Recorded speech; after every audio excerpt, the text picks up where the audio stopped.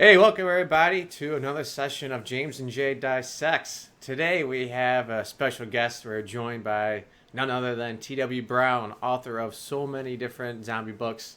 Huge inspiration for James. Loves his books, listens to them. How many times you said you listened to and read his first book? Oh man, so I just talked his ear off, but I have the book on Audible, and then being the dork that I am, I bought it for a book just to get, so I can read it and get that experience. But I listened to it in Audible at work 4 times completely through, and I read the book completely through twice. So the first book got six times over. So needless to say, we're huge fans of him. We are yeah. gracious to have him on the show. We appreciate it. Before we go kick off the interview, just a few announcements per usual with our channel. Everything we do here is for charity. If you guys can donate, there are links down below for American Foundation for Suicide Prevention on our Twitch and YouTube channels. And on our Twitch channel, there's a link for American Red Cross to once again continue with the efforts with hurricane relief. Can donate, we understand that, especially with the holiday season coming up. What you can do to help us out, though, is just like, subscribe, follow us on all the social medias, Twitch, Twitter, Instagram, Facebook, YouTube, especially on YouTube. Like, subscribe, leave comments. That'll boost us up in the metrics. That means more people watch us. More people watch us, the more ad revenue we get. And 100% of that ad revenue goes towards charity. And we can't tell you guys to click on those ads, but do with that information as you will. So, let's go ahead and kick it off, huh? TW, how you doing tonight? Actually doing well. If you would have had this last week, the answer would have been different. I'm actually just coming off of pneumonia, so I have been dragging for about a month. Since the Spartan race back in September, my recovery period has just been a very long, very slow process. So... Yeah, it's a fun race. I've never done that myself, but I'm aware of the challenges and the obstacles there. I saw retiring, though, from the sport. Yeah, this was at age 52. I got the trifecta this year. I don't think I have anything left to prove to myself. It was funny because when I started it 6 years ago, started running these things 6 years ago, I finished the first one, which was just a warrior dash, and I crossed the finish line, and I was dying. Yeah. And I'm like, man, what the hell was I thinking? Within 10 minutes, I was like, there's got to be more of these. And so I started looking, and that's how I found like Rugged Maniac and all these others. And then people kept saying Spartan this, Spartan that, Spartan this. And I'm like, okay. So I found a Spartan Sprint that was here local and went over to Washougal, Washington, and ran the first Spartan Sprint and met several of the people that do this professionally.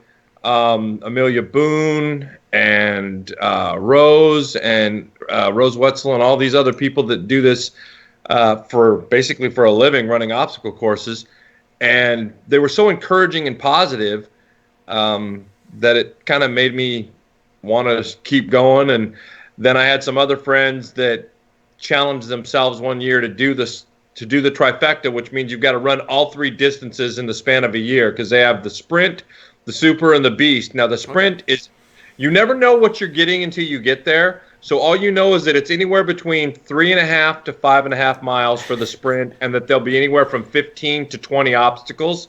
The super is 8 to 12, and there's going to be upwards of 25 obstacles. And then the beast is 13 or more, and there'll be 30 obstacles. And, of course, every failed obstacle is a 30 burpee penalty. Oh God! Yeah. So, but I got my trifecta this year when I crossed the finish line for the beast after falling over 25 feet off of the last obstacle and landing on my side where, I hurt my hip. So, I decided I was done. Can't blame you there. You can't. you fought hard up to 52. Jesus, wow, man, it's incredible. So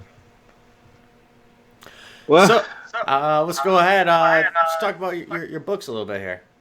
Sorry, I'm all getting a little right. bit of feedback from somebody. It might be. Not sure who it is. it might be me. Is that you, Let me James? see if I can fix it. Yep, let me fix it, buddy. Okay. Is So that good now, TW. Jay? Yeah. Yeah, should be good. Perfect. Go ahead. So let's say it's the first time someone has heard about your books. What kind of genre are they? What kind of theme are they in? I am a zombie writer, and that's the fun part because we'll go places. I'll go someplace with my wife. My wife's an accountant, so we'll go to functions, or I'll do something here locally in town, or go someplace to a bookstore or something, and it'll come up that I write, and they'll go, "Oh, what do you write?" And I go, "Mostly zombies," and it's like they can't get away fast enough. It's like, check please. I mean, they're gone. Right. But then you have the people that as soon as you say that, their eyes light up and they get, kind of excited about it. So it's zombies is what I write. Now, every year I write something that is completely non-related to what I do for a living. I've written a book about the tribute band scene here in Portland. I wrote a book called Uncivil War about a full-scale modern-day race war in the United States. Right now, I'm working on a book that talks about what it takes to own, train, and basically be a responsible Newfoundland owner and breeder. Right. Interesting. I saw the book on Uncivil War, and that's the next book that I'm gonna purchase from Audible. That really intrigued me. And again, when you read the zombie genre, you kind of want to read some. When you see something like the Uncivil War written by one of your favorite authors, you want to see where their mindset is on something like that. So that definitely intrigued me. That was going to be one of the questions, was to talk about that book. But that book came to mind during the Rodney King riots.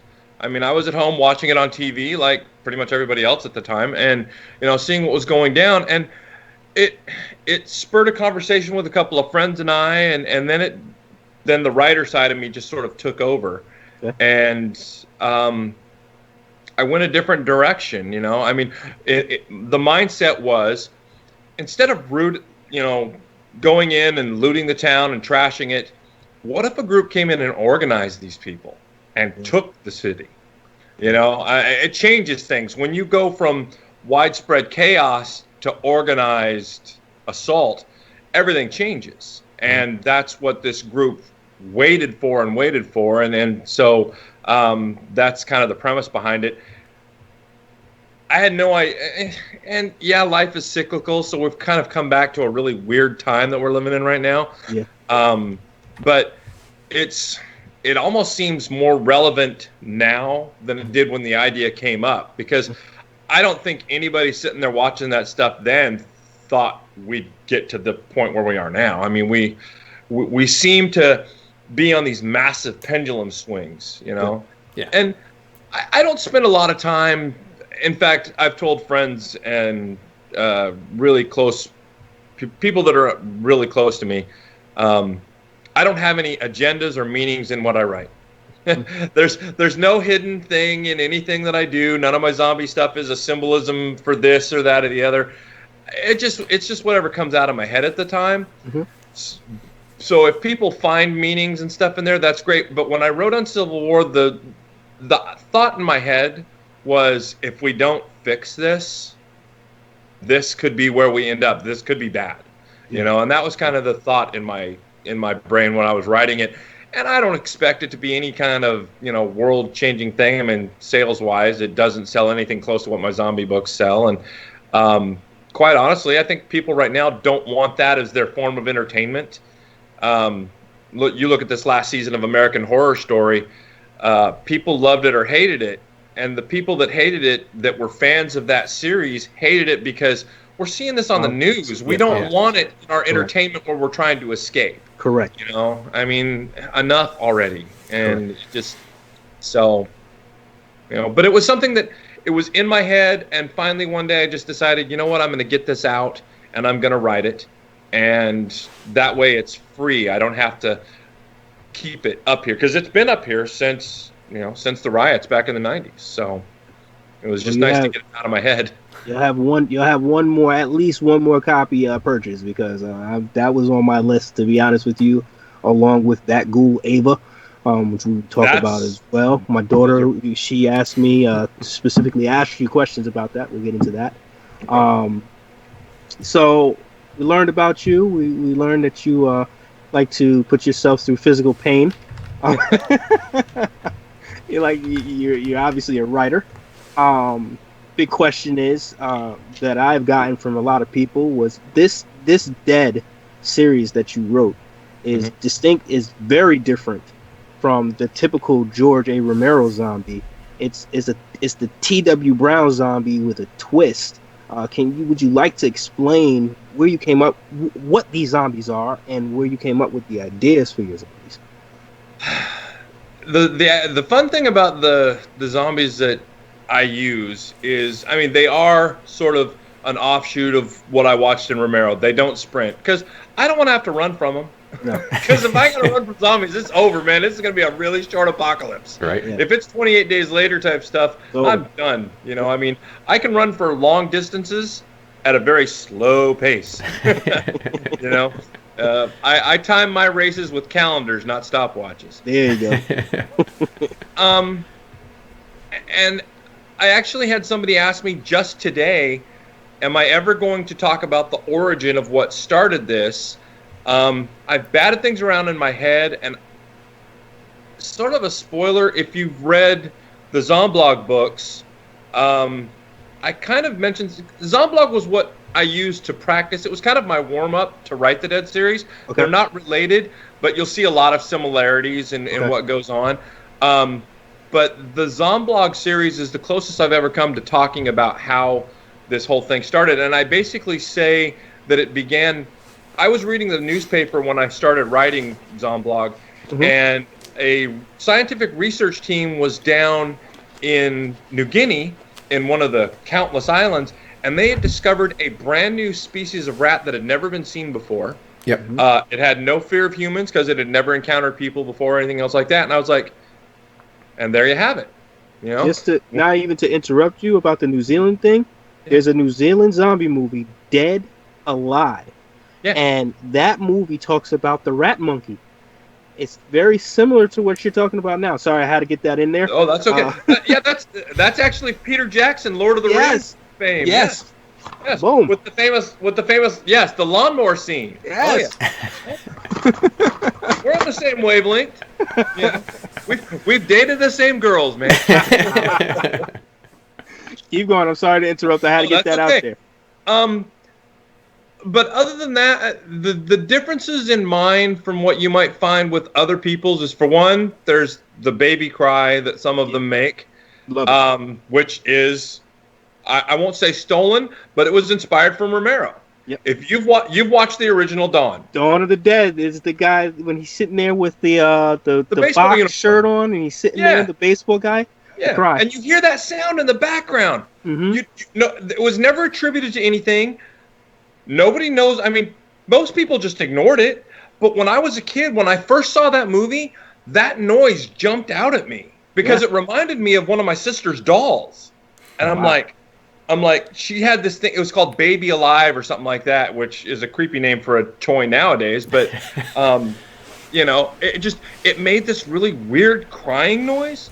And I was like, Fran, don't open that door. Don't open the door because that will eat your face. Yep. And of course she didn't, but that sound always stuck with me. So when I started writing, I was like, you know what? I'm gonna this is my chance to kind of throw a nod into the person who, if you are in this genre, you were inspired by Romero. I don't care what you say or how creative you are. Correct. He was the inspiration for all of us. Yes, right. I had that exact same one. Yes. He was the inspiration for everybody that does this. We all got hooked on his world, So that's just the way of it. Now, people that are coming into it now may be influenced by someone like Kirkman, but Kirkman's obviously was inspired by Romero. I mean, he's got half of the Tom Savini makeup crew doing all of his special effects. Yes, he does. You know, I mean, Nicotero. If you want to watch Nicotero, just watch him in Day of the Dead as one of the soldiers. You know, Hey, boom. we'll go through your whole collection. You know, but the one thing that I wanted to do is I wanted to give you something that stood out so that you knew that somebody was infected. So that's why the black tracers in the eyes, and that's a surefire. You're in trouble. Yep. That's the big warning sign that lets people know that something bad's about to happen to you. Like I said, the baby cry sound, and then my children's zombies are different in that at the time I was writing this stuff, I had taken a college psych class, and this is how kind of the world around me always sort of creeps into when I write. One of the things that we talked about in class was how the mind of a child is in such a high developmental state. And I thought, well, that has to make the zombie different then. Yeah.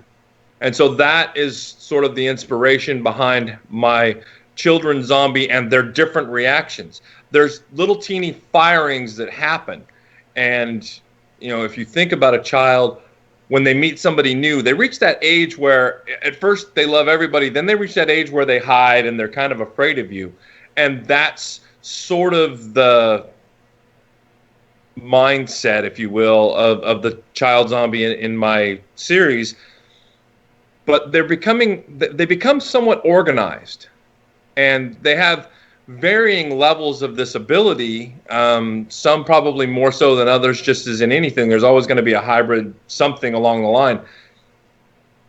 When I explored that in the original Dead series, I didn't get as deep as I wanted because I was running out of book, because I had made a big statement that the Dead series would end at book 12, which kind of painted me into a corner. It was the biggest mistake I made, because the series stopped. It was at its peak. I mean, it was releasing to incredible numbers. The sales were amazing. But I said book 12, and so I stopped at book 12. I wasn't going to write a 13. I wasn't going to do a Who Farewell Tour Part 9. You know, when I say book 12, I had to mean book 12 and stick to my word, which is why I've gone back and started the new Dead series. Yes. Which is from one singular vantage point. I don't have the 3 rotating chapters like the original series. It's just going to be one person's story. But now I'm able to explore some things that came up when I wrote the Dead series that I didn't get to go as deep into. In fact, book 3 that I'm writing right now, Suffer the Children, which I'm hoping to have out right around Christmas, is really getting you a lot more exposure to the child zombie. Evan's running into him everywhere. Yeah, he can't get away from him. And it's just, he's starting to see things, and he wants to know why it's different, but he's running for his life, so he really doesn't have time right now. But what this is going to do is this is going to open up a door for more questions to be asked and for him to explore it if he ever gets a chance to take a breath. And Evans is part of the Onset, correct? Yes. Okay. He is the new Dead series, book 1, 2, and 3. There's Onset, Alone, and Suffer the Children. Perfect. Okay. So just to the fans that are watching or aren't familiar with the series, you have the Dead series, you have that cool Ava series, you have the Dead Snapshots, yes, you have Zomblog, yes, and you have kind of like your collection of your other works, like we just mentioned, the Uncivil War. Uncivil War Tribute. There's one book on Amazon that's written by me that you can't really find under T.W. Brown. It's under Todd Brown. It's called Dakota. Okay. It's actually the first book I ever wrote when I was going to be a, quote, serious writer.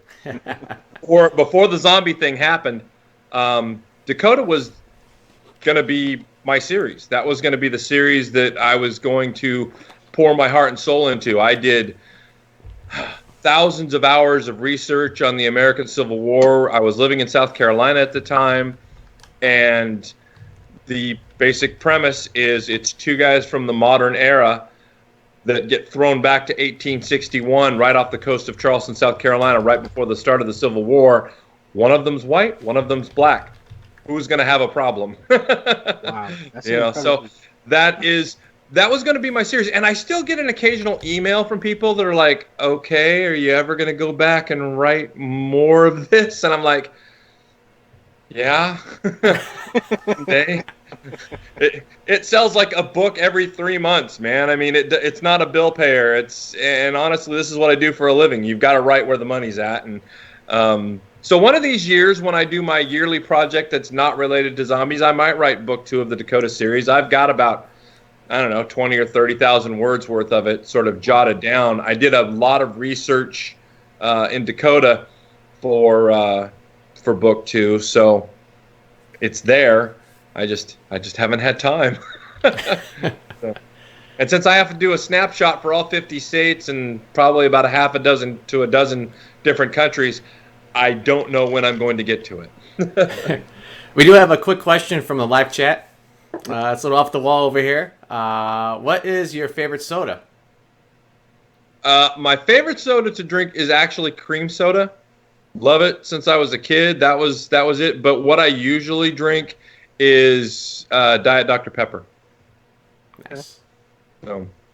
Right. So that was a good question. Like I said, we're trying to find out more about you outside of just being an author. So that was a good question from our live chat. I can answer anything. We got a few other ones. We'll save them too towards the end there. I just really talking about zombies in Disarm Dakota.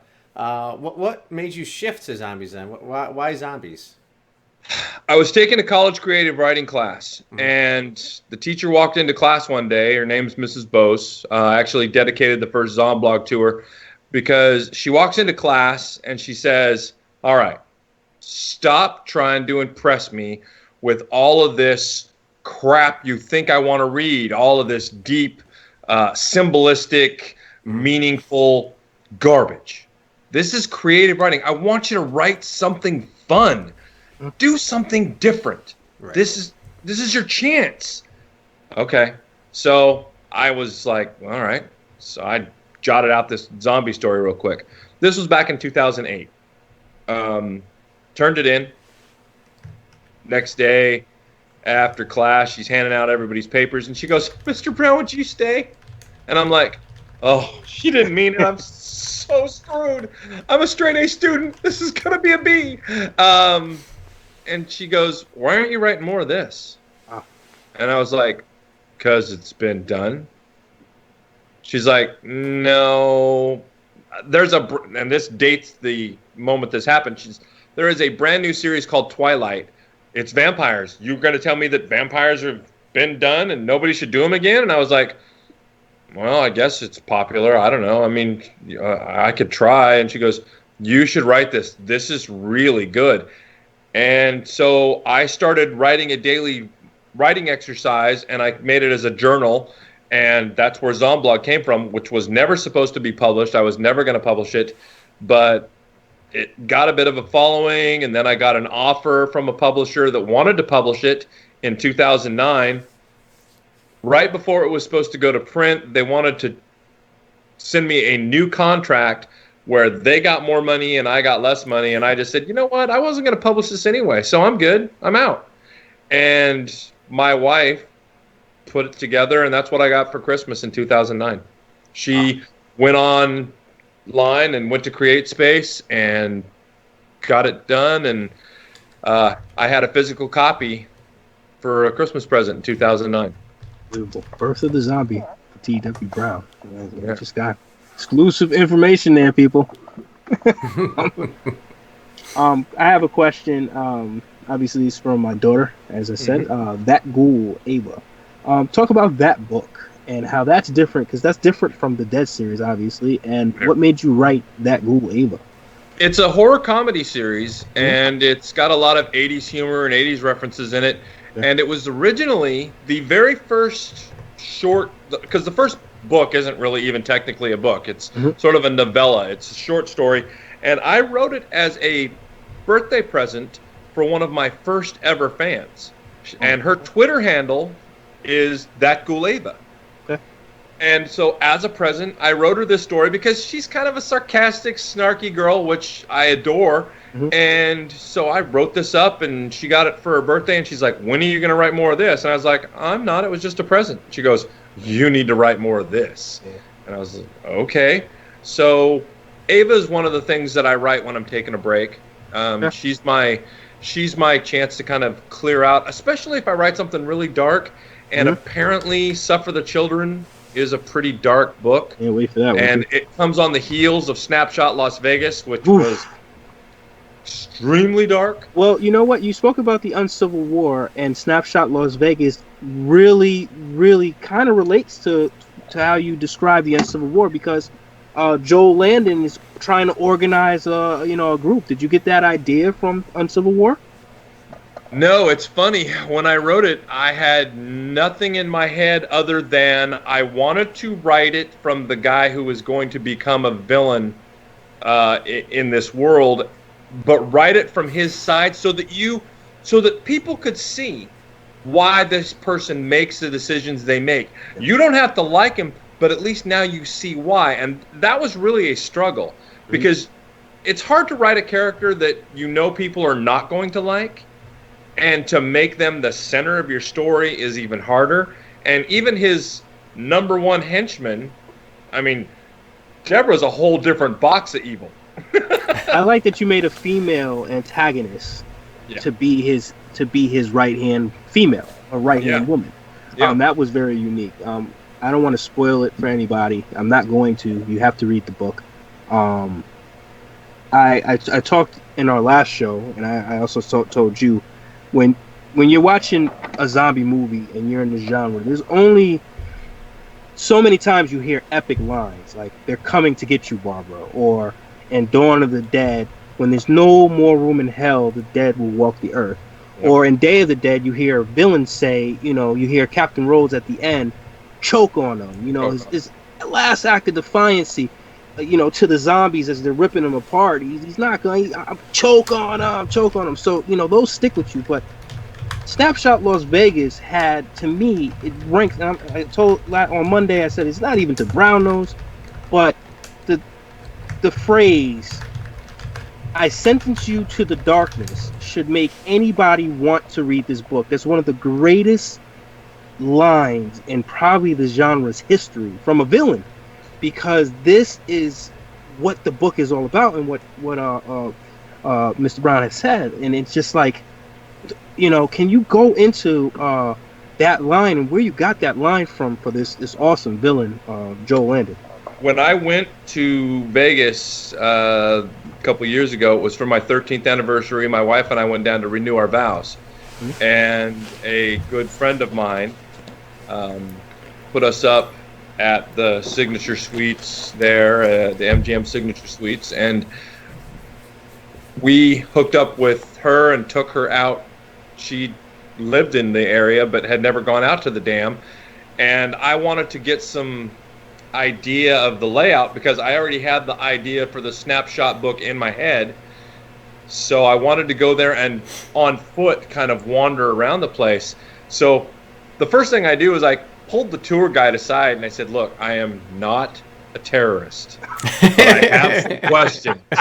I have some questions." And then I explained to her what I did, and I even was able to, on my phone, show her. I said, "Look, here's my books. I'm all over Amazon. I got books. But I need to know, could a group do this and this and this?" And then she goes, "Oh, yeah." So she took us to a different part of the dam, which is where the switchback stairs are that they originally built when they were building the dam, and then had them turn the lights off.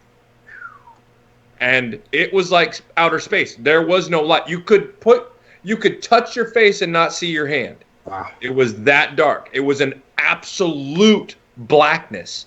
And we walked out of there, and I looked over at my wife and Wanda, and I said, "This is where Joel's going to throw anybody that steps out of line." Wow.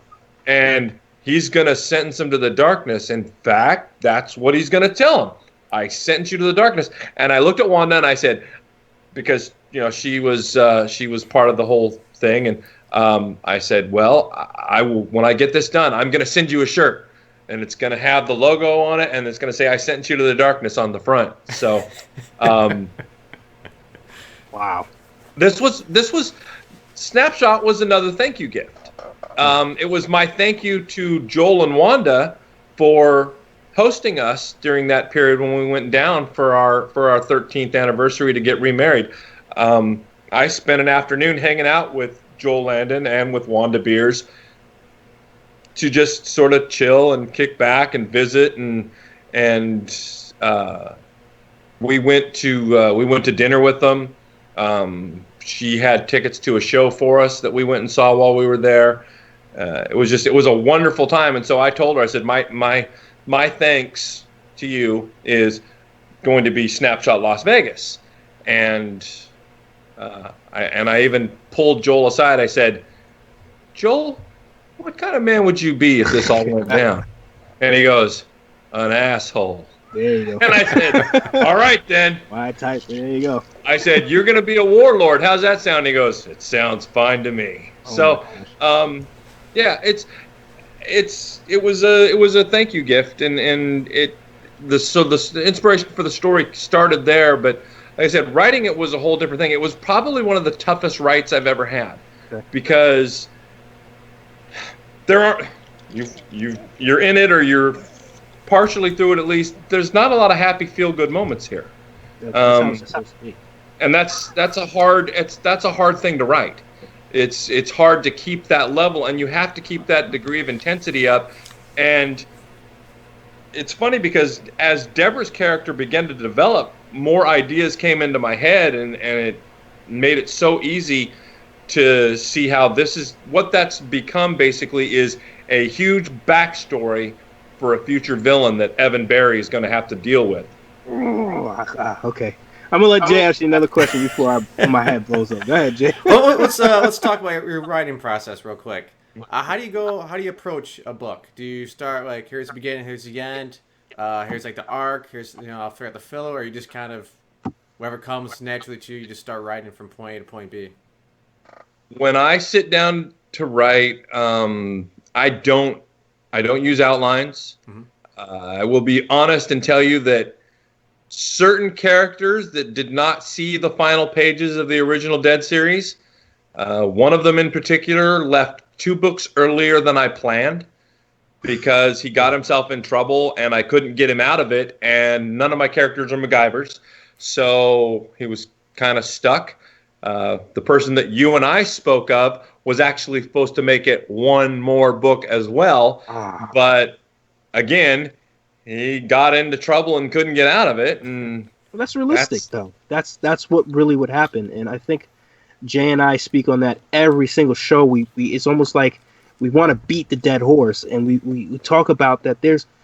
If this really happened, a perception of a hero or a villain would not exist. You don't know what you would be in the new world, and you don't know the outcomes of anything. If you think that you're gonna heroically save somebody from a herd of zombies, or you think that you're going to be a MacGyver and get out of a tough situation, you're in for it if you're ever in a situation like that. So Jay and I, we stress on that, and we hit that every single show. That's what I love. I'm not going to spoil it because I know I told 2 people about the series, and they're actually up to that book. So this character we're talking about, he's absolutely right. It's not the movies. It's not like the movies. And that's what you have to remember, and that's a special message to the 2 people that are on the book, because you're gonna be kind of upset, but it won't be the first time I've gotten an email saying I hate you. But the thing is, that's one of the things that I do strive for when I write. I go into a story right off the top of my head with the idea that nobody is safe. Yes. Because one of the things that I hate is if I can read a book and in the first 5 pages can tell you who's going to live, who's going to die, and basically how it's going to end. Jay? Yeah. I can't enjoy that. If I get to a point and a main character is in trouble and I see that I've got another 300 pages to go, I know he's getting out of it. Mm-hmm. If you read my stuff, you don't. There is no promise that the guy you are in love with or follow and identify with is that you're reading about on page 46 is gonna be on page 47. Right. It's true. And I think it adds more, and it does give it, a bit more of the tension that you need to have. You need to be worried about these people. They can't be safe. Nope. No one can be safe. Nope. Yeah. Just watch out for snowy roads. Don't find yourself in a misery case out there. Yeah, and it's that time of year out here too. So, but we talk about it all the time, and I tell all of our viewers and people who listen to our show on James and J Dissect The Walking Dead. When you're watching a comedy, you want to laugh. When you're watching a romance, film, you want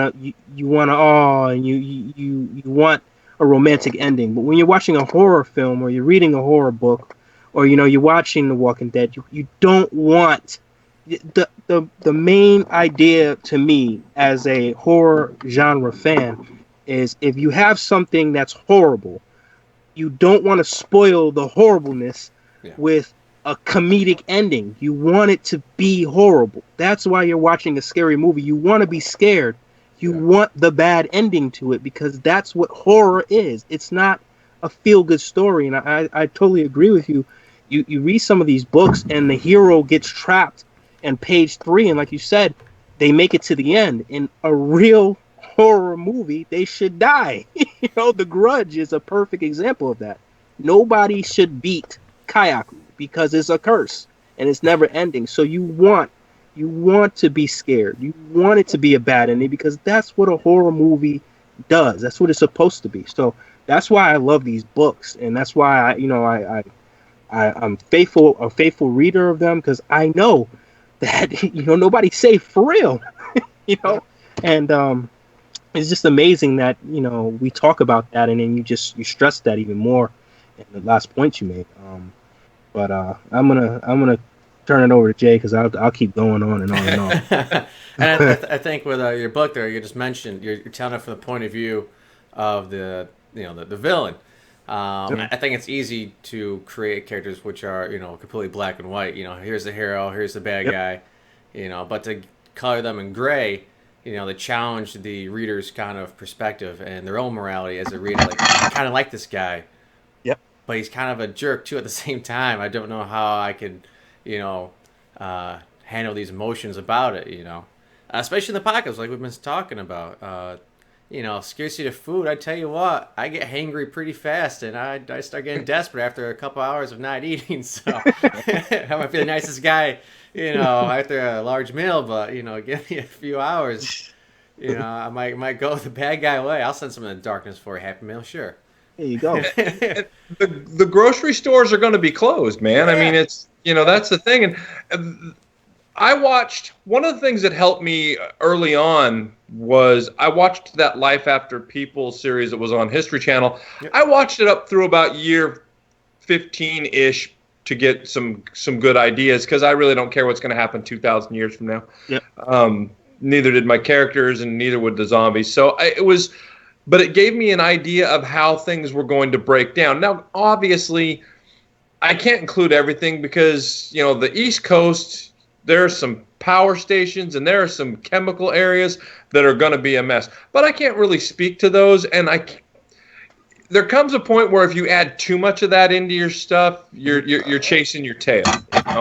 So while I try to add a little bit of realism, and I try to make sure that the world is deteriorating around my people, I might miss a few things.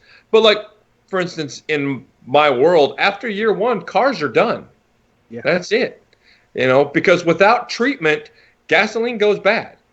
Period. It goes bad. And so that's the one thing that when I watch some of the shows, and you're now, several years into it, and everybody hops in their car and drives away, I'm like, yeah, how you doing that? Because I don't see anything. I don't see any Road Warrior gear on there that's giving you guys conversion fuel. So you're just driving. Okay. How? I mean, that's just being ticky-tacky, but that's some of the stuff that I like to focus on. I like to throw little teeny things like that in there to give added wrinkles, to kind of throw them back a little closer to the Stone Age. I mean, go camping for 3 days, it's fun. 5 days, it starts to get a little bit tiresome. By about day 8, you just want to go home and take a shower. And I know this from experience because we went camping for 8 days out in the woods out here in Oregon, and by the time I got home, I didn't ever want to leave my house again. It was just like, I looked at my wife and I said, we are never doing that again. Never going for 8 days camping. No. 3-4 days tops, that's it. But you throw the apocalypse into the equation and things change in a hurry. My house, I have newfies, so we turn the heat off pretty much most of the winter, unless we absolutely have to. So there are times where I'll walk upstairs and my thermostat reads 54 degrees in my house, and I'll send a picture of that to my daughter or something like that, or post it, and people are like, "Oh my God, that's misery," and I'm like, "Hey, it's not even the dead of winter yet. Imagine how cold this house is going to be come December if we didn't use the heat a little bit then." Houses are not going to be a warm refuge for people to go and hide in. They're going to be ice cold. Yep. Without any form of power, things are going to get ugly fast. And so those are the things that I kind of like to throw in there and have fun with and make it seem at least a little bit more realistic and try to draw the reader in. Yep. But, talking about no shades of true black or white, I would say for the most part, that kind of describes every character I write. I mean, You've read the series, so you know where Kevin started. Yes, I definitely do. In book 1, Kevin is not a popular guy. Nope. He's kind of a dick. But he has, he has some epiphanies and some wake-up calls as he goes along. Steve is utterly confused. But if you remember the scene where he's with Dave and he, after the whole thing where the little kid and Talia and all that goes down, Steve changes. Yeah. He goes through changes. So those are the kinds of things that I try to do. I try to make them a product of their experience. So what we talked about with The Walking Dead is and we talked about also with you earlier before we got on the show, you have to shed your skin. You have to shed your past life, man. You can't survive on who you were. You have to become something different. No. And that's where probably the most hated character I ever wrote, Garrett McCormick, came from. Love him. That is from seeing you watch the news, and some of the stuff you see on the news is pretty frightening stuff. You got a little girl that was in Ohio that was that guy's prisoner for all that time. I mean, all this stuff that's going on, those people are out there. Yep. And now there's nobody to stop them. So I wanted to write him, and then the whole point of the Garrett-Kirsten interplay in the vignettes section, the point that I was trying to make as a writer was that Kirsten never broke. But that's not the people that the detractors and the people that sent me the death threats and the hate mail over that whole series part, they didn't see that. Yeah. They were, you're writing all this filth and stuff, and I'm like, copy and paste one scene that I wrote between Garrett and Kirsten that's explicit. There's not, and that's what when I say I love the character Garrett, I don't love who he is or what he's about. I love that you can actually write about that and hit upon that subject you just said, that there are those monsters in the world and you're not afraid to write about them, because guess what? If there's no law and you have somebody who, and Garrett's, and it's a spoiler, but I'm not going to give it all away, he was sexually abused. He had a mother who did not care about him and abused him mentally as well and physically. He was also a social outcast. When he's watching his neighbors, he's fantasizing about people he can never get. So now you give him the opportunity to get those girls that he can never get, and that his mom dies, and now he doesn't have that, some sort of that moral authority in his mind. It's gone, and he could take out his revenge from being sexually abused. to write about that is ingenious. It's almost like you have to appreciate the art of it and not you can't. Okay, if you're reading again, if you're reading a horror book, to be upset at something horrible is a waste of your time. Go read a comedy. Don't read this book. It's supposed to bother you.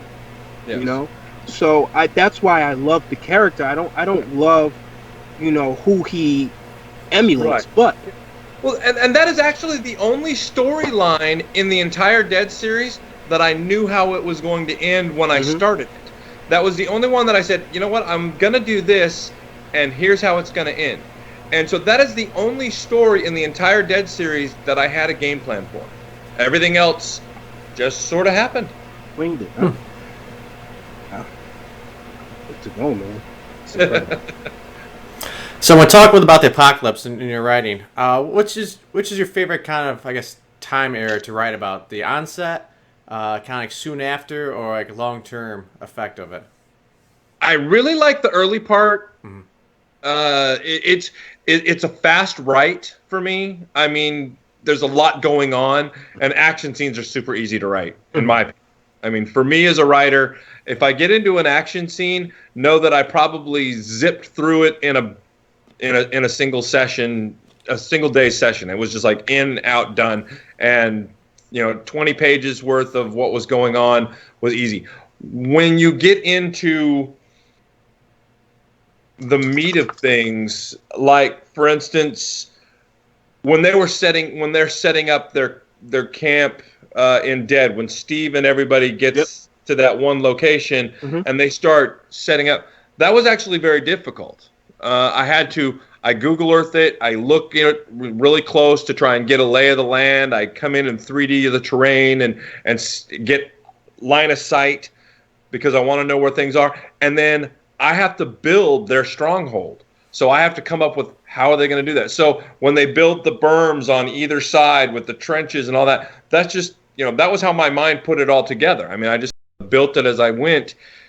That takes a lot more because I really have to think things through and focus on the real details, because those are the things that will come back and haunt you later if you don't. People will punch holes in your stuff. So, but the action scenes are easy. I really, once I get into the story, I have a love for that early part, but then once I get to start letting the characters become themselves and grow into their new world, then that really takes on a different life, and I really get into doing that. There's the whole section with Kevin, books 9 and 10, writing his stuff was just a blast for me. I really got into what I was doing in books 9 and 10 with Kevin in particular. It just felt easy because I could immerse myself into it. Same thing with the vignettes, the Ronnie and Chad storyline, real easy to write in books 10 and 11. Real easy writing for me then. The vignettes that you write, Juan Hoya. So my 4 favorite characters of all time in the series. Number 1 is Juan Hoya. Number 2 would be Kevin, because I always brag about my zombie knowledge, so I could see a little bit of Kevin, myself and Kevin. Garrett, obviously, because he's the ultra villain to me, and then Reggie, which is, he's stuck in that bunker and he's the scientist, and it just reminds me of Logan from Day of the Dead for some reason. I don't know why. But it's like nostalgia, just thinking about him and the way, when I'm listening to Audible, the narrator actually kind of makes him sound like Logan in a way. So those are my 4 favorite characters. But in the vignettes, what gave you that idea to have, that section of the book? You had Steve, you had Kevin, and now you have a whole bunch of different branched out stories. It's interesting. When I sat down to write the Dead series, zombies weren't what they are now. I mean, if you go back, if you can push your brain back to around 2009, this is pre-Walking Dead. World War Z wasn't a movie yet. They were still fighting over which screenplay they were going to use. I mean, the zombie thing was just starting, to move a bit. Max Brooks had made the bestseller list, so people were talking about it. That's kind of where zombies were. But you still couldn't find a lot of the fiction out there. It was still really hard to come by. And I read this god-awful book that had just an atrocious storyline. It just piss-poor writing from top to bottom. And I'm like, really? This is what's out here? I was also at that time reading the Song of Fire and Ice, or Ice and Fire, what the Game of Thrones is based on. And George R.R. Martin, if you have not read the books and only seen the series on HBO, what you've missed is that in those books, every chapter is from a different person's perspective. So you might get the same scene from Tyrion Lannister's point of view and then from Robb Stark's point of view, and see how a different set of eyes makes this scene play out a little differently. And I thought, I kind of want to do something along those lines, but not quite as big. And I obviously don't want to rip Martin's idea off because everyone will see through that. But the 3 rotating chapters, I had the Steve chapters and the Geek chapters. The vignettes were basically supposed to be like the cartoon in between that were palate cleansers to kind of give you a break and just give you something that real short, you could pick up, you could read through one, set it back down, go back to work, do whatever it was you were doing, and then come back to it. What I found out after book 1 came out is that the vignettes confused a lot of people. Okay. So many characters to keep track of. And in the first book, there are people that are only in one vignette. They're there once and then they're gone. Yep. And so you never see them again. And people are like, okay, why was this person even mentioned? All I wanted to do is show people that it was global, and here's what's happening. The man down in Australia, the one old man down there that could see, that had the vision, and it was just, those were things that I just wanted to throw out there so that people got a global snapshot of the world as it was falling apart.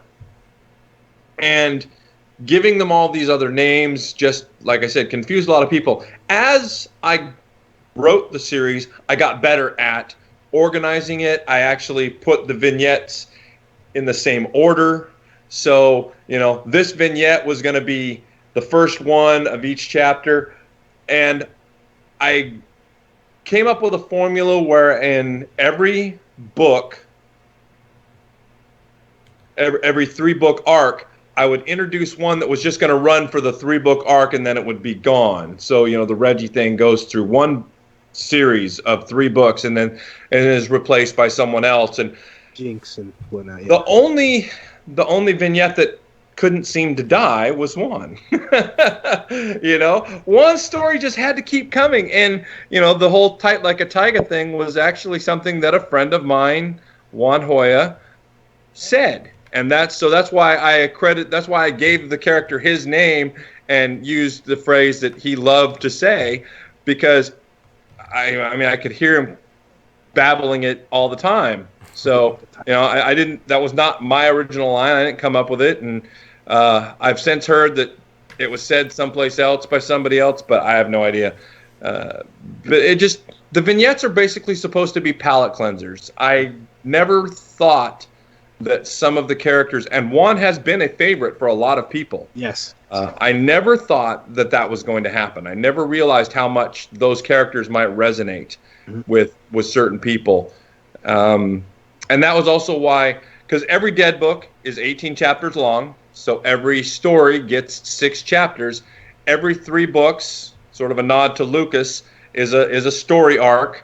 So the beginning is the setup, the middle is the massive amounts of cliffhangers, and then the end of the 3rd book is sort of some resolution. And that's how it works with 1, 2, 3, 4, 5, 6, 7, 8, 9, 10, 11, 12. And so here's I promised you an exclusive that I was going to reveal here, that once I say it, I have to kind of commit to it. Can't wait. 2018, yep. I'm taking all of the files from the Dead series. I'm taking all of the first person, so Steve, the perspective line. I'm taking the vignettes, I'm taking the geeks, separating each one, and I'm going to sit down, and as I read, I'm going to touch some things up. I'm going to add some more depth to areas, add some more scenes, and I'm going to hopefully by the end of the year release 3 books that will be the whole story for each of those individual pieces. And like what I'll do with the vignettes is, for instance, Juan's vignette will probably be the first one, and I will give you just his story from start to finish. And then I will give you another vignette storyline, and in between those, I'll throw some of those one-timers in, you know, or the two-timer with the hospital up in Connecticut, the military hospital, the Navy hospital, things like that with Madeline and that whole thing.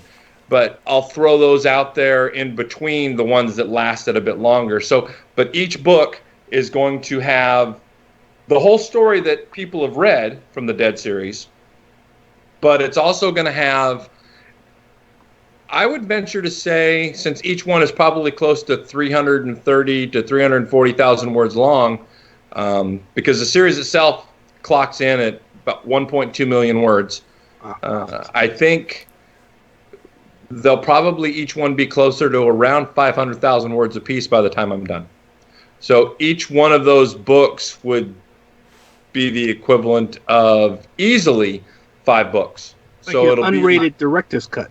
Yeah. I went to the Gene Simmons School of Marketing and Promotion. So, you know, it's like a CD with a greatest hits type situation. You're going to have all the stuff you knew and all the stuff you loved. I'm not cutting things out, but what I will do is beef up a few parts. And all the things that were in those first 3 special edition releases that I did, that material will all be there, plus there'll be some more.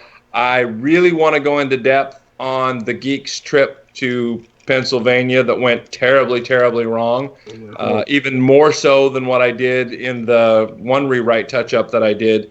So yeah, this will be fun, and you're going to get more of Carrie and what happened to him during the separation, during his time apart. So that's Carrie is the geek that, and this is what I wanted to ask. This was a question from one of my friends that he's up to book 9. So the question was, where did you come up with the idea that and this is totally original. I mean, the only other time I actually seen this concept was in actually I really haven't seen the concept. It was in maybe B budget films. But where did you come up with the idea that some people are immune partially to the zombie virus, where they're just carriers, and it's almost like, you know, they can turn you into, it's almost like the 28 days later thing, where the 28 weeks later, where the little boy, you know, when he had the dual retinas, he was a carrier like his mom, where his blood was still infected, but he harnessed it in. So where did you come up with that idea that actually some people were immune to this disease partially? That is a nod to Stephen King's The Stand. That's the whole basis of that book. This was a government bioweapon that was 98.46% communicable and fatal. And one of the things that that stuck with me when I read that book back in 1979 was a conversation where they talked about how even with illnesses now, like for instance, when the flu bug goes around, you'll have people that are just going to get waylaid by it, and it doesn't even touch you. Your body's got its own different immune system. Everybody's immune systems are just a little bit different. So for some reason, some people just did not succumb to whatever infection is being passed through the bite or the blood splatter, because if you get it in your eyes, smearing yourself with zombie guts is not going to save you in my world. Nope. Especially if you have an open cut. That's a bad thing to do. So, and that comes from being cognizant and being very aware of what was going on back in the 80s when the AIDS virus first really reared its head and became the scary specter that sort of changed our entire culture. You know, I mean, I can remember the days when ambulance drivers didn't wear rubber gloves. You know, I mean, and you can't imagine that now. Nope. You can't imagine anybody. I mean, fighters and I mean, just all kinds of stuff. That wasn't the way things were in the early 70s. Watch those old disaster movies like the original Earthquake. You don't see people slapping on rubber gloves. They're running in and stopping bleeding and doing all kinds of stuff, but they're not worried about suiting up. They're not hazmating themselves like we do now.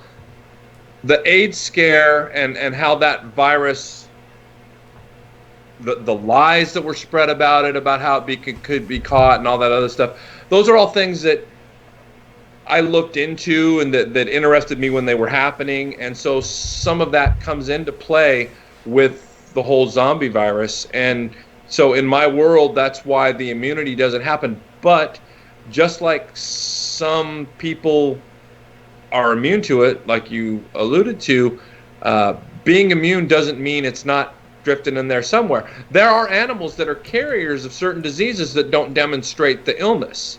And that's where that came from, because I love animals, and so I'm watching a lot of stuff that is animal related. I read a lot of stuff that's animal related, and you find out about animals that are carriers of a certain disease, but they won't express it. And so it's just a hodgepodge of things that because I have got so much useless knowledge floating around in my head, you know, and so it kind of all comes out when I get to write. I get to pick the pieces I like and sort of puzzle them together and make my own little thing.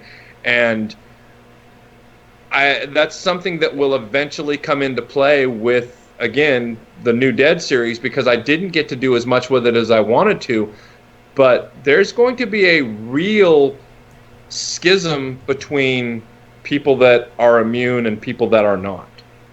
And Evan's going to get to experience that a bit more deeply than what I got to explore in the original Dead series, because that's another aspect of it that I really wanted to sink into, and I didn't get the opportunity to because I was up against the wall with 12 books. So, wow, so that to me that was a great idea, and like you said, the AIDS virus being something you referenced, because another spoiler alert here. A lot of these individuals who were immune in your books, they were contracting the disease by sex.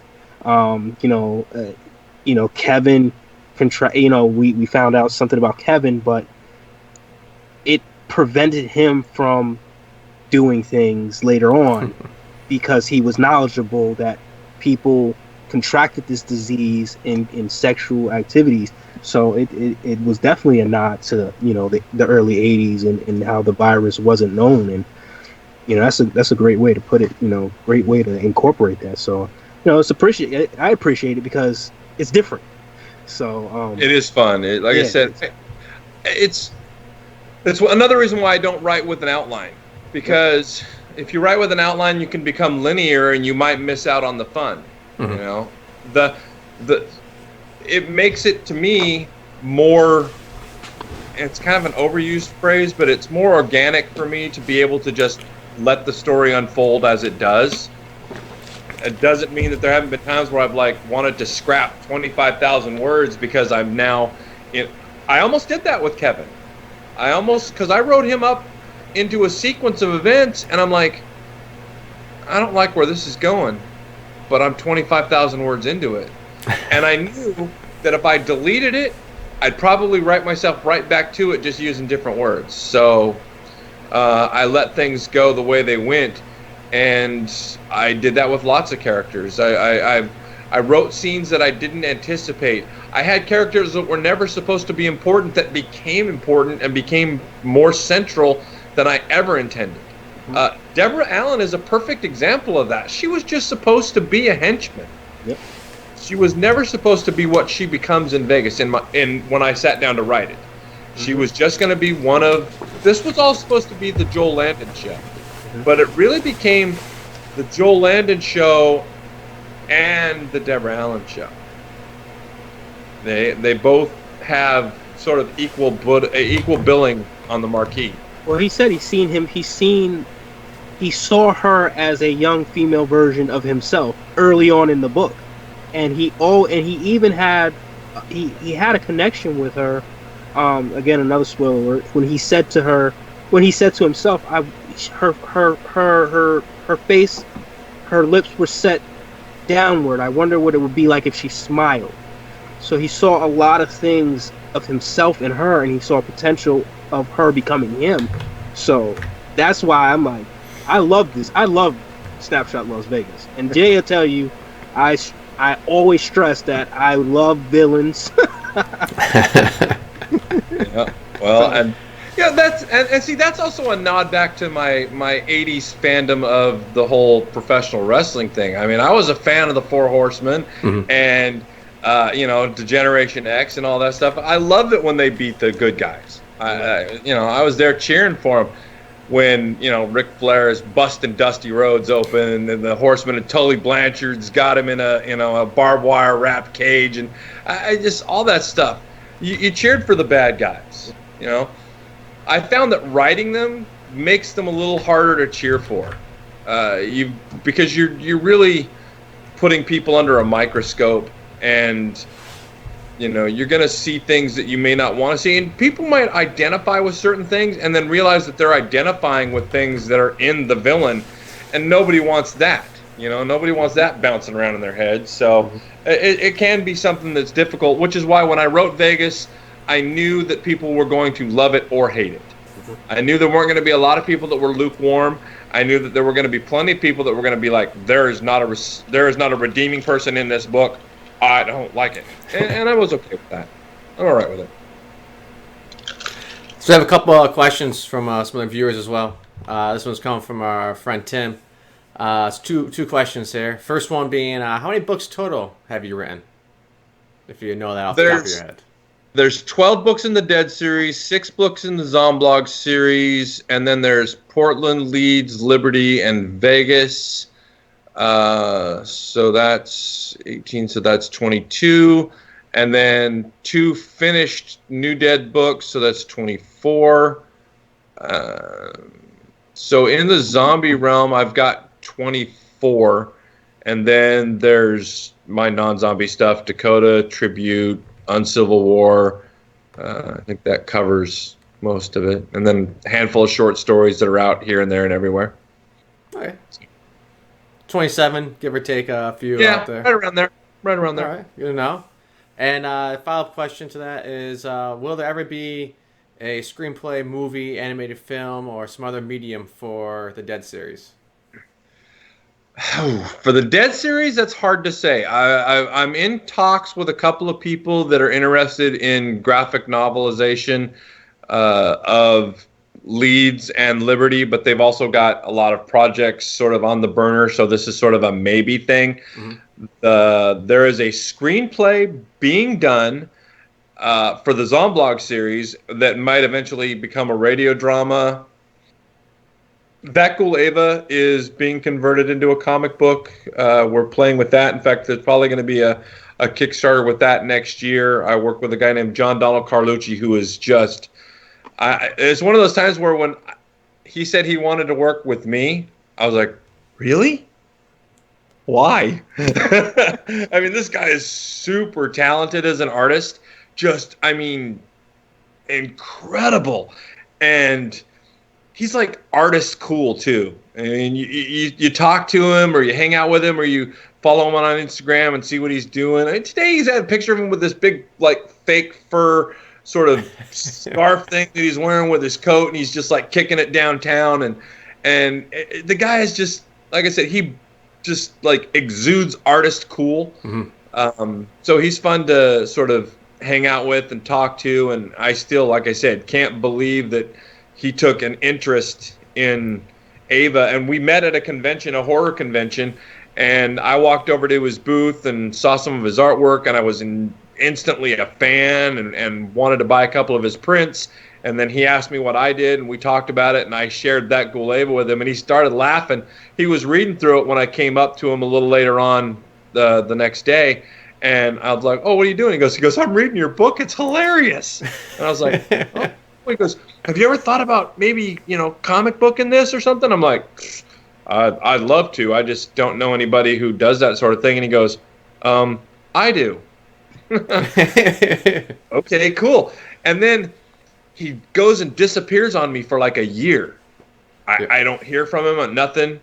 And he drops me a line. He goes, "I'm so sorry, but I had to shut myself off from the world," because he had signed a non-disclosure agreement and had been contracted to do the international movie posters for Tim Burton for his Miss Peregrine's School for Extraordinary Children. Yep.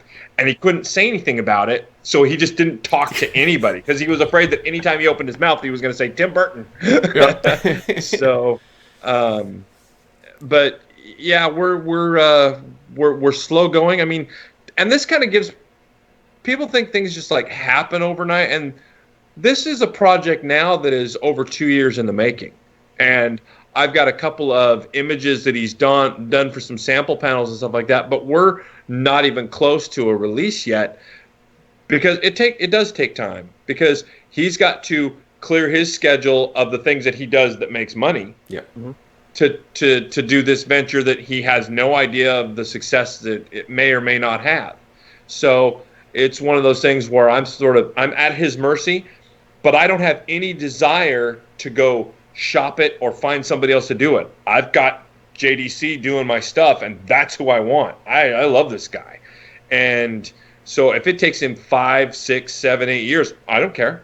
I'm good. You know, I mean, I can wait that long because I'm so, like I said, so thrilled to just be working with him that even if it goes nowhere and we only end up getting the one produced and then we shut it down because it's not a moneymaker, I'll have that one thing and I'll hold on to it forever. I've thrown things out there occasionally. Don't get any real serious sniffs, or the ones that do come at me and say that they want, you know, some god-awful amount of money up front to even consider it. And I'm like, whoa, I'm talking about a partnership, dude. I'm not talking about paying you for anything. Yeah. You know, we're in this as a team. So, but I would love to see things come to some sort of, you know, physical visual medium. But I don't think the Dead series, as it is written, transfers over to film well, because there's so much going on. You'd have to pick something like either starting with Steve on page 1 or starting with the Geeks on page 1, or pick a vignette. Then you have something to work with. But as a whole, the series, I don't think washes Makes sense. the same way. There's too much going on. Question from one of my buddies at work. Seeing that you're a zombie author, what is your favorite zombie movie of all time? The first one I ever saw in the theaters. I'm gonna always have a special place. It's kind of like the first girl you ever kissed. Dawn of the Dead, the original, is always gonna be the thing for me. I went and saw it. I had a neighbor that had all daughters, so he couldn't take them to these things because they were younger than me anyway. But that's how I saw The Deer Hunter and some of these other movies. And so when I was 14, he's like, "What do you want to go see for your birthday?" And at the time, this commercial was out for this movie called Beyond the Door, and it starred Haley Mills. It's basically a really bad, low-budget ripoff of The Exorcist. Turned out to be a horrible movie. The commercial is the scariest part. The commercial, and this is, you know, pre-desensitization years, the commercial would make me hide. It would come on, and I'd have to leave the room because she does this thing where she turns around and looks at the camera and says, "Who are you?" in this really deep, gravelly voice. That scared the crap out of me, man. I had to get out of there. If I was home alone, if the family was gone, nope, change the channel. If I saw that commercial come on, change it. But I wanted to go see that movie. So he took me to go see it, and it was a double feature with the original Dawn of the Dead that had just come out. I didn't know anything about it. So we're sitting there, and, you know, Beyond the Door gets over with, and he looks over at me and he goes, "Not really what you were hoping for, was it?" And I go, No, kind of disappointing. He goes, "Well, we got a second movie, so, you know, let's go get another tub of popcorn." So we did, and we sat down, and starts, and the scene where they're hitting that apartment complex at the opening moment, 2 rows in front of us, there's this, they're probably 15, 16, you know, out on a date, girl and a guy sitting up there. And when they kick in the one door and they splatter that guy's head all over the wall, Wooly. She puked into his popcorn. Oh. I mean, she just loses it. Dude, if you're a 14-year-old boy, that's the coolest thing in the world, man. I was hooked. I sat there on the edge of my seat for the rest of that movie and just was glued to it. I couldn't get enough. And that was what hooked me on zombies to begin with, was that movie. I didn't even know Night of the Living Dead existed until then. And then I get home and I'm just so excited. And of course, there's no internet. I can't Google anything. So it's like 2 years later when a Midnight Living Dead playing, and I'm like, wow, I wonder if those are related. And so I go check it out, and then by then, you got Day of the Dead comes out, and I saw Zombie, so you get to see the zombie versus shark underwater fight scene, and awesome. the thing into the girl's eye where the closet breaks. Well, that was Lucio Fulci's thing, was the spike through the eye. So. Yeah. So, it was so cool. I was so into it. I mean, back then, I didn't miss an article from Fangoria. I was always at 7-Eleven the day Fangoria hit the stands to grab the new one and see what was coming out. But Dawn of the Dead hooked me, and I always loved it. And then fast forward a couple of decades, and I have a teacher tell me that you should be writing this. So, wow, that's unbelievable. That's incredible. Jay, you got anything for him? Yeah. Let me pull another question up here from the live audience. Same guy about the soda. I actually wanted everybody to answer that one. And also, favorite fast food. Wow. McDonald's French fries, pretty much. Other than that, I'm not a fan. I am a cook, not a real fan of consuming the whole fast food thing. I do the kitchen well. I've got the waistline to prove it. And, like, for instance, I always call Thanksgiving. It's funny because it's kind of a running joke on Bob's Burgers, but Thanksgiving is my Super Bowl, my culinary Super Bowl. I spend about 40 to 60 hours in the kitchen. I make everything from scratch all the way down to the stock that I use for the brine that I put my turkey in. I mean, it's all... I buy all the ingredients fresh. I've got a grinder to grind cinnamon and nutmeg, and even the spices have to be that fresh. That's what I do. So I'm kind of a Food Network junkie. So yes, I still love McDonald's French fries. Another thing we have in common, man. I cooked for about 9 years, so that's another thing we have in common, buddy. Love it. Yep. Yeah, I saw the pictures on Facebook there from your Thanksgiving feast. They look good. Yes. It was. And this was a scaled down version this year because I was just coming off the whole thing with pneumonia and all that, so I wasn't really I couldn't do as much as normal. So this was actually kind of a scaled down year, Thanksgiving wise, and the timing actually worked on everything. Everything hit the table at the same time this year. So maybe scaling it down a bit was the key to success. How many people did you have? How many people did you have for Thanksgiving? This was kind of a quiet year. One of my closest friends, he had just had surgery, so he and his wife couldn't make it.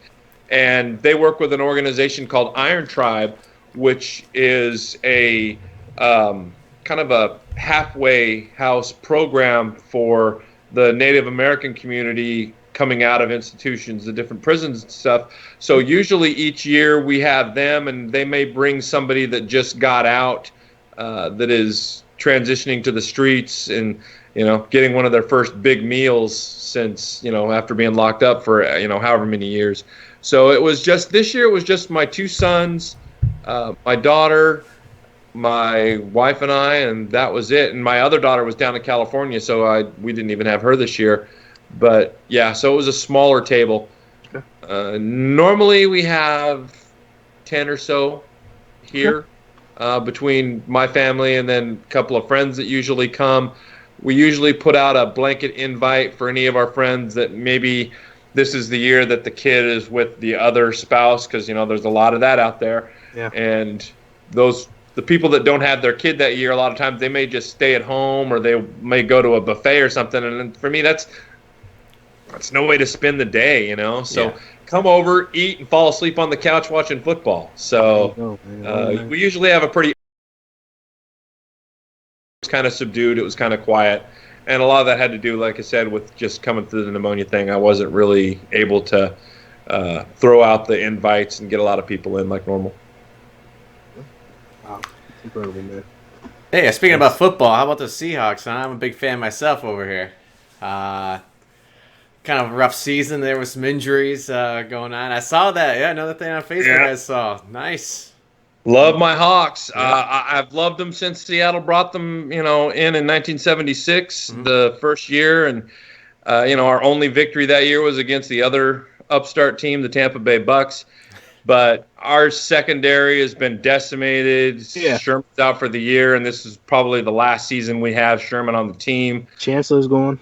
Chancellor's now officially out. It's just the defense doesn't have what it takes, and they didn't build a protective front for Russell Wilson, so he's running for his life every game. Yep. He'd be probably an amazing – he's already spectacular to watch, but I think he'd be even more amazing if he had some protection. So, and we do all this with, the Pete Carroll system of, every position is wide open every year, and he brings in people that nobody's ever heard of, and they fit. Guys like Doug Baldwin would probably you'd never even hear his name if he was on another squad. Yeah. But he comes here to Seattle and he's our guy. It's a fun team to watch. It's not going to be the year that I'd hoped for going into the season, but I am married to a Rams fan, so if my team fights it, I've already told her team will have my support. There you go. Because she will cheer for my Hawks as long as they're not playing for the Rams. So turnabout's fair play. If her Rams, go to the playoffs, and they will, I really believe they will. I'll be there cheering with her for her Rams. For me, it's anybody except New England. So Here you go, Jay. Yeah, right. Seriously. That's kind of like the pecking order too. It goes like my team, my friends' teams, and then whoever's playing against the Patriots. Yeah. It's like I love baseball, but the Mariners are usually out of the race. Let's see, the season starts in April, so we're usually eliminated by May 1st. Yeah, we had some good runs there in the '90s. Beyond that, though, rough. Oklahoma stole my Sonics, so I don't even pay attention to basketball anymore. Portland has a team, but I'm a Sonic fan. I spent forever. I cheered for the Blazers when they went on their runs back in the early '90s because the Sonics weren't going to, and they were the Northwest team. But I'm just without having my Sonics, I just don't have a basketball anymore. So it's true. I don't even. I know LeBron James is a pretty good player, and I know who he is, but other than a Sports Center highlight here and there, I couldn't tell you anything about what's going on. And that's so different from the late 80s and early 90s. I could tell you 12 deep on just about every team. Yeah. Wow. That was good basketball back then. Yeah. I follow basketball to this day, but it's nothing like when Mike was playing and the Dream Team and, every team you could look and see these are the two guys on this team that, like the Blazers, they had Clyde Drexler and Duckworth, and had a lot of great players on the Blazers, and they just couldn't match up with Chicago in the finals, but they would have beat anybody else, So and it's funny because I was doing sports radio here in Portland during that era, so I got to be around all that. I was there for coverage with the Dream Team, and then we had the draft here that year. Watched my arm disappear up to about the elbow when I shook Shaquille O'Neal's hand the day he got drafted. God. And it was, it was one of those things. And that's the year that I learned to just despise Michael Jordan, because for the Tournament of the Americas here in Portland, you had all these names, Ewing and Magic and Bird and all these tremendous athletes and players. And so all these little kids, of course, are standing outside the Memorial Coliseum waiting for practice to get over to, try and get an autograph here or there.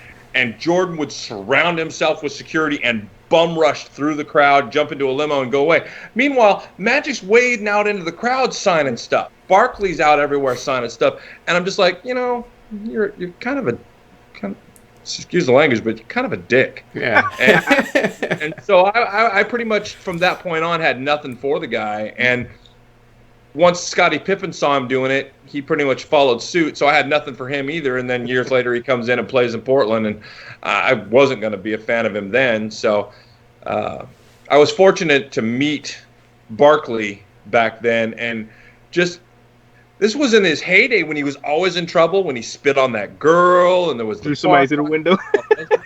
And I got to meet him and talk to him and hear him say a few things. And one of the things he said is, people were bugging him for autographs in this club that I was in, and security was like, "You want us to keep these people away?" And he goes, "When they stop asking, then it's a problem." That's just the way he was. He was legitimately a really great guy. He's hilarious. When you listen to him talk, and he was fun to watch play. So, but I just think those days are gone. It's really more of the money and the commercialism now than it is about the game. So, and there's no team in Seattle. So, sure. And we got the Seattle Sounders though. So. Yeah, but I just, I'm the typical American that cannot just jump on that soccer bandwagon. I'm just not there. I mean, we've got the Timbers here in Portland, and people go nuts for those guys, and I just don't feel it. It's just soccer never spoke to me. I've played it. I know it's a difficult sport. Played it when I was in the Navy. It's just not, to me, I don't watch golf on TV either. There you go. So... it's one of those things. Well, we are so happy to have got to speak to you and learn more about you, and also about your incredible work. You already gave us, exclusive discussing your next project, which is, the big revisions to, each of the sections of your Dead series. I'm personally going to make sure I have my Audible account ready for that. I'm going to have, it on hard copy as well. I encourage everybody who watches our show, if you love zombies, support T.W. Brown. He's a genius in my mind. His work is completely different from what you see on TV, but it's worthwhile. And like we said, if you really listen to our show and you want to understand what we speak about, there's no black or white. He really hits that point that this is really what a zombie apocalypse would be like in his point of view. So definitely go out there and support him. I mean, even if you don't like to read, just get the Audible books and listen to it. For a run, driving a long distance. I'm challenging you just to listen to the first or read the ugly beginning of T.W. Brown's Death series, and you'll be hooked. I am going to, for Christmas, I got my daughter an Audible gift certificate. So she's going to get the Ghoul Ava. Just an incredible author. Thank you so much for all your work. Thank you. I promised Mr. T.W. Brown, or Todd, I'm going to call you Todd at this point, because we're so much alike. I feel like I'm like your long lost twin in a way. I think so. My zombie movie pick for the day is not your typical George A. Romero. I love him to death. He is my idol. So stepping away from that, I took this into consideration that the Black Tracers, I took that into consideration. I said, what is a movie that, Todd would like and he would watch, and it's kind of related to having, a view of zombies in a different way. And it's a film from Manchester. It's called Let Sleeping Corpses Lie. So this is this is one of my favorite foreign zombie movies. They have a concept in here with the zombies where it's not through bites. The zombies are reanimated through radioactive waves from a crop growing machine, and they cause a whole bunch of ruckus, and to spread their particular zombie virus, a zombie takes the blood of the dead and he rubs it over the eyes of another corpse, and that reanimates the corpse. So that's like a shout out to you and just the uniqueness of your zombies. Everybody who's watching and you watch for my zombie pick of the week, this is a special. This is for you, T.W. Brown. I think watch it if you haven't seen it already. Okay. I have not seen it. Yeah, Let Sleeping Corpses Lie. It's a very good. It's a dark film. The producer in the beginning tells you, I don't want you to be comfortable watching this. It's just got a lot of resemblance to everything you do. So definitely check that out. Well, sounds fun.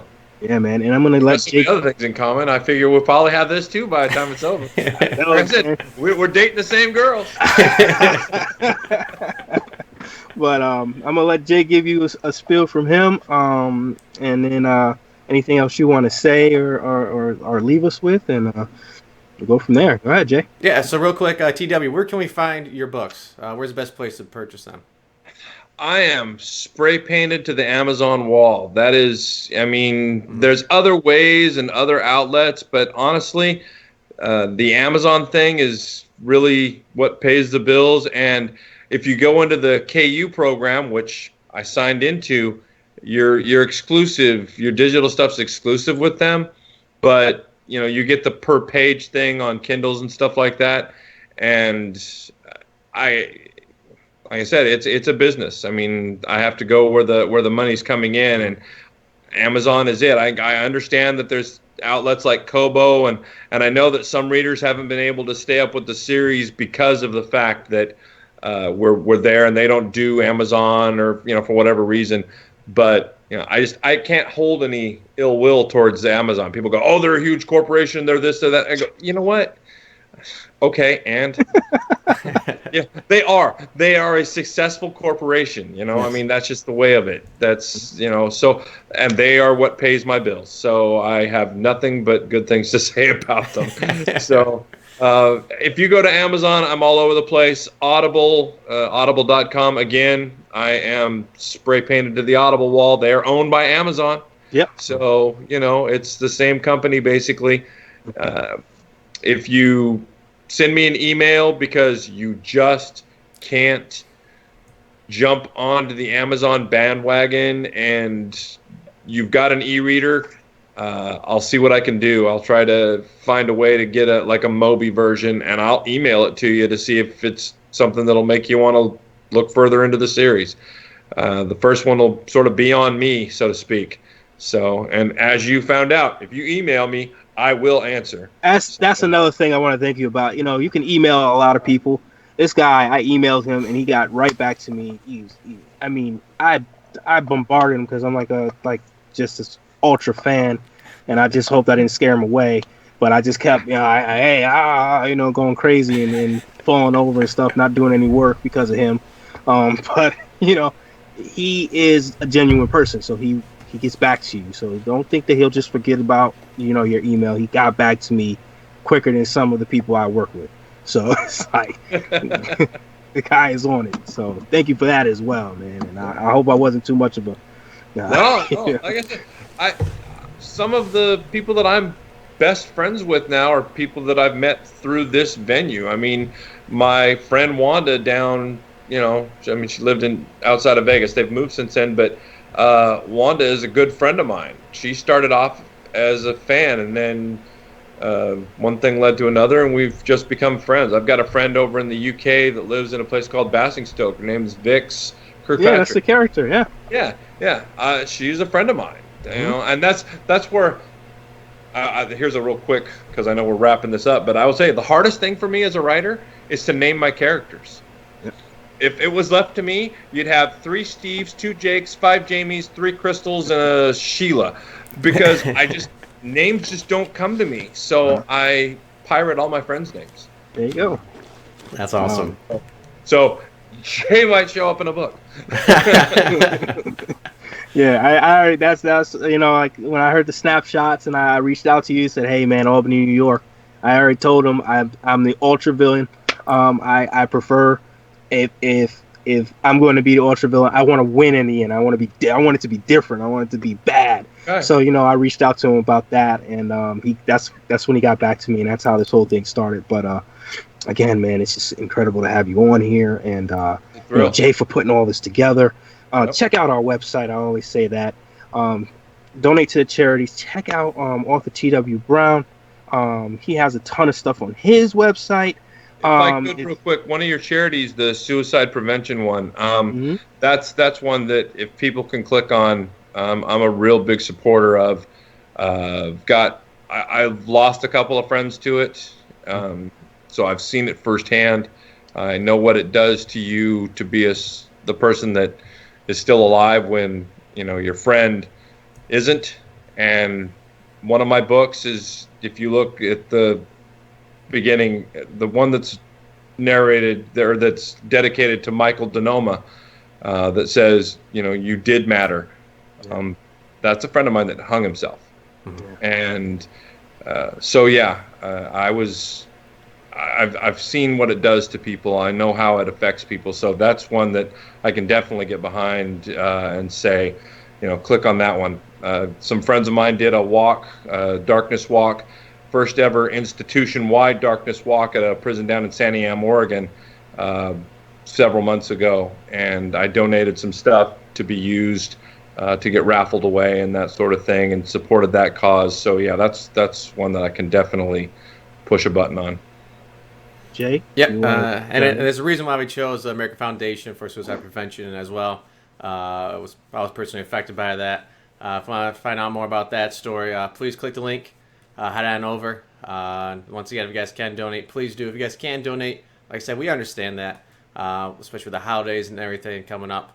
You can always help us out by subscribing, and following us on the social medias right here on Twitch or YouTube, wherever you're watching this. Head on over to our Facebook page. Head over to our Twitter, our Instagram. Also head over to echo5studios.com. Once again, all revenue from these videos, all ad revenue goes towards charity. Once we get enough, we're going to go ahead and roll that on over and make a donation towards probably whichever current one we're running right now. Once again, it's American Foundation for Suicide Prevention. Mm-hmm. I'd like to take this time once again to thank you, T.W. Brown, for joining us. This has been awesome. Having a conversation about zombies and talking about our theories, going back and forth over here. I know James has enjoyed it. Oh my God! I'm not gonna sleep for about 3 weeks. I mean, just I don't know, man. It's like a bucket list. I told you already. It's like a big bucket list item, to speak to somebody that is entranced in this genre. It's just like something that you dream about, I guess. You call me a super fan or whatever. It's just wow. We actually got to speak to you, and like I always tell Jay, man, he's doing a great job with his website. Support him. Support my my new friend, my twin, and in a lot of ways, the author T.W. Brown, incredible writer. Thank you for joining us. Yep. And maybe you'll see us again for part 2, or maybe we'll be out there playing some video games together, or yes, maybe James and I will fly out there for Thanksgiving next year. And, I might just do that. Yeah, doors open. Got places in place for both of you. Perfect. Yeah. Once again, TW, thank you, and thank you everybody for joining us. We'll see you guys next time when James and Jay dissect.